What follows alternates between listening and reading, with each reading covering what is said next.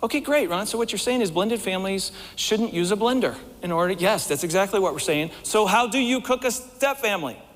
You cook it with a crock pot. You cook it with a crock pot.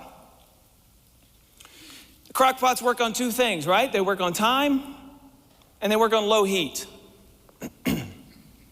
They work on time and they work on low heat. In other words, there's certain things, time, you cannot rush. But you do have to have some heat in order to create the connections. Let's think about this for a minute. In the crock pot of your family's life, you take all the ingredients, right, and you throw them into the pot. That's called the wedding day. And you got some carrots over here and some potatoes here, and you got some beef over here and some celery over here and whatever else you like to put in your stew. And you've thrown them in, and they just kind of fall in, and they kind of fall on different sides. And that's the way you start in a step family experience. There are some people that are really connected to one another. They're called insiders. They're called family. They got a blood connection, biological parent and their children, right? And then you got some people over here that maybe have a different connection. Sometimes it's a step parent all by themselves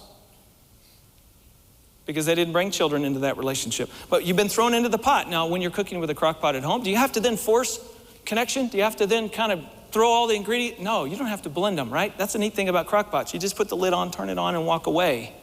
And what happens is time begins to soften these different ingredients.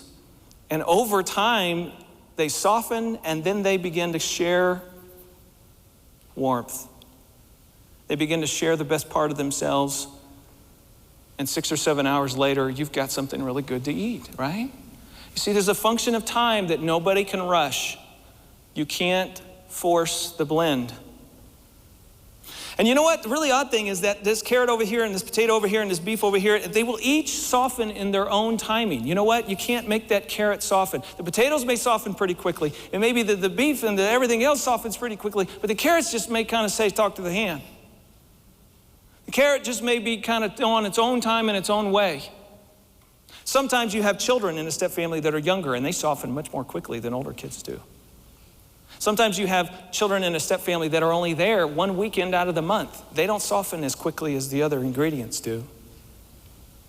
I was talking about this once in a conference, and a woman came up to me at a break, and she said, you know, my husband is a chef.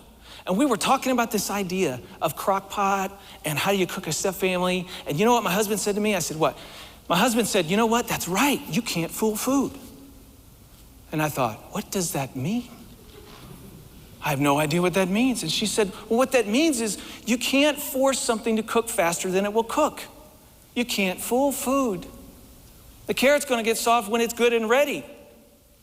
Everything else may have already connected, but there may just be something that's on its own time.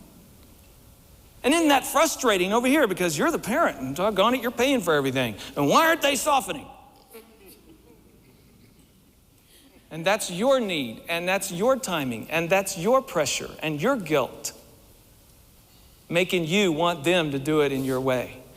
And every time you push, you get a pushback.